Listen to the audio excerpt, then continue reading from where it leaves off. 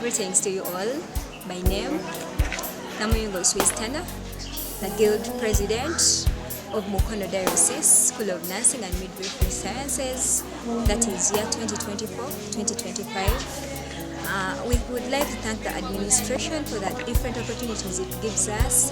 We thank our staff, our tutors for the mentoring, the teaching, as bringing us out as the best medics in all aspects of life. We thank our parents that have continuously supported us in all that we have done. We thank our staff for the continuous support, the mentoring, and in all aspects of life as far as medical is concerned. This is Mukono Diocese School of Nursing and Midwifrey, the institute that produces the best nurses and midwives of all times. We advise parents to bring your children, those that are done with senior 4, your students, all those that have managed to perform their sciences very well, because it will really be the right choice. Thank you for listening.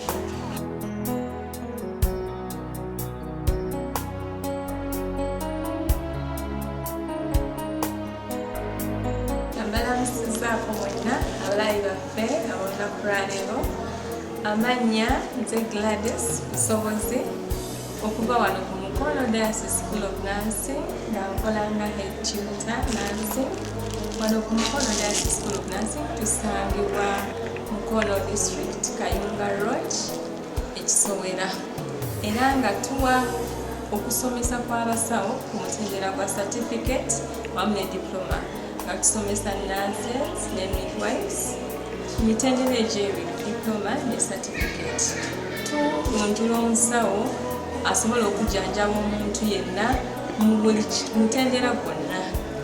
Omusawo anaabudaabuda omulwadde asobole okubeera nga awona bulungi, era be basawo abamanyi kye bakola, be basawo abaagala abalwadde, bwekuba kusaba ne basabira ku mulwadde ate era ne bababudaabuda bulungi okusobola okubeera obulungi. Tubadde mu kusomesa abasawo buno okuva mu mwaka ogwa 2023, gy'emyaka nga 10 era nga abasawo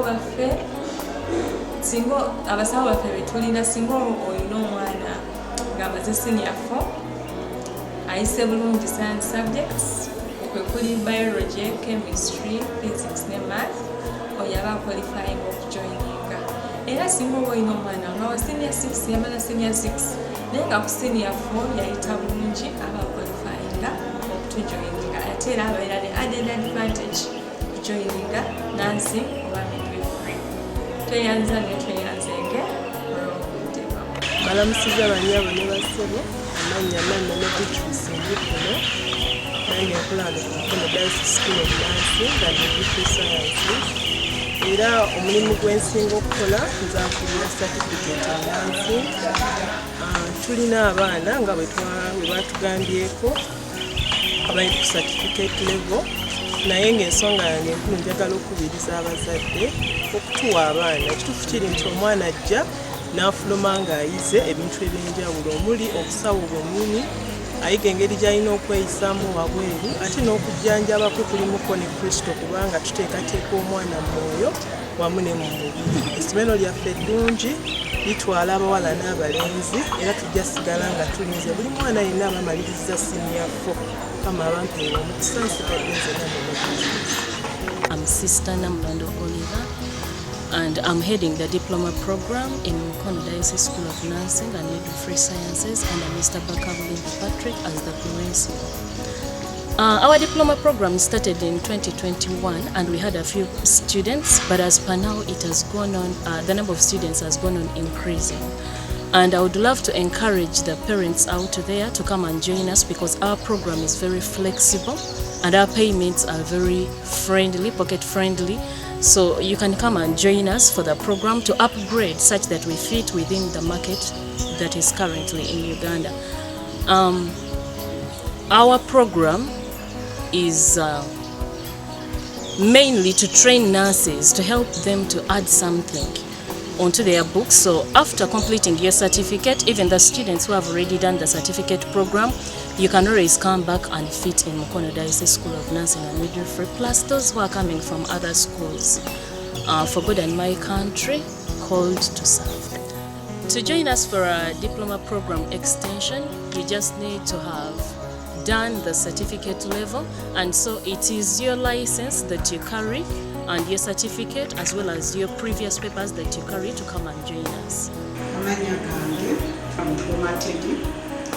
Olanga principal nursing officer w'eddwaliro lino mu bufunze nze akulira bannansi era mu ddwaliro lino nze atambuza ensonga ezikwatagana n'abayizi.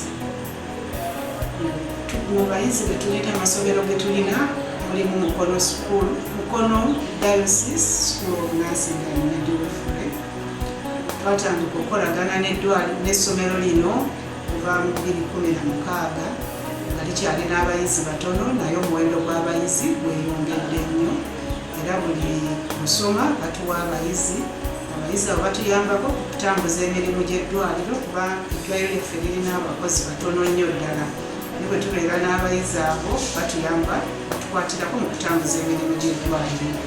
Abayizi ba Mukono Diocese School of Nursing tubasanze mu bayizi balungi balina empisa ate nga n'abasomesa baabwe babeerawo mu budde bwonna bwe tubeetaagira. Balambula abayizi abo bakwataganiza wamu naffe okubayigiriza era abasomesa tebakoma ku kuyigiriza abayizi bokka nabo batukwatizaako ku mirimu gy'eddwaliro kino. Tusaba abaddukanya essomero eryo bongere mu maaso okubeera nti batuwa abayizi abo bongere okutuyamba okuddukanya emirimu gy'eddwaliro naffe twongere okubabangula. Hi everyone, I'm student nurse Elitendeka from Mukono Diocese School of Nursing and Midwifrey Sciences. Here we are at Ggwanga Regional Referral Hospital, and mainly I'm in the OPD department. As OPD department has helped us has created that bond between the patient and the nurse relationship. It has also helped the patient to also trust us. They tell us their problems and we help them. We have benefited, we have learned how to take vitals, we have learned how to use the computers. We get the computer number for the patient and then they go, they get their treatment. At Ggwanga Regional Referral Hospital, we have gained a lot. The sisters have also helped us as in drug administration, like where we don't know, we are like sister, then they help us. We also appreciate our school. We appreciate the bishop, the principal, for entrusting this hospital and to bring us, because we have benefited a lot. Thank you.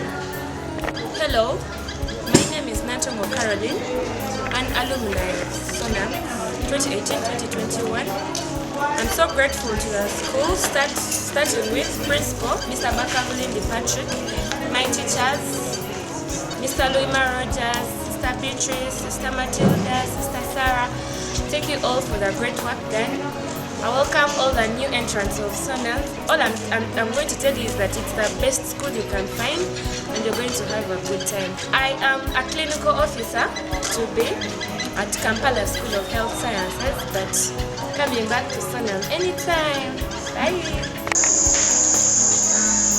My name is student Nance Namukula Joan from Mukono Diocese School of Nursing and Midwifrey Sciences. I'm very grateful to our school administration, right from the bishop, our principal, and our tutor Lilino who have done a very great effort of placing us at different wards, like here we are at Ggwanga Health Center where we've learned different experiences. We are grateful to the administration of the hospital as well, and we are grateful to the sisters, the administrators who are willing to share their knowledge with us freely and willing to direct us on where to go. We are very grateful and thankful to them in our different wards. Those in maternity, I think they can help assist while delivering. Those in the inpatient wards, I think can do some little bit of annulating, giving drugs, mixing up drugs, and as well as other departments. I think that's all. Here we are in Ggwanga Center. I'm glad that I'm here. My name is Lilino. We have here a baby. I've passed an NP tube because her feeding was not so